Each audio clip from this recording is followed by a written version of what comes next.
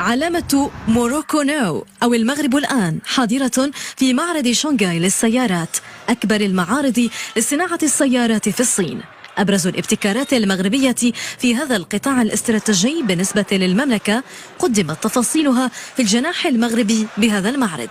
استعرضت هنا التطورات التي تشهدها السوق المغربية كسوق مستقطبة للاستثمارات الأجنبية في هذا القطاع. بفضل رؤية جلالة الملك محمد السادس نصره الله المتبصرة، بات قطاع السيارات محركا رئيسا للصادرات المغربية ولتوفير فرص الشغل. واليوم نحن هنا في معرض شانغهاي من أجل بلورة شراكات جديدة واستقطاب استثمارات في المستقبل.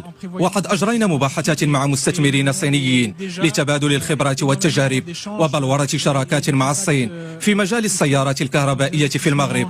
Chinois dans la mobilité électrique au Maroc.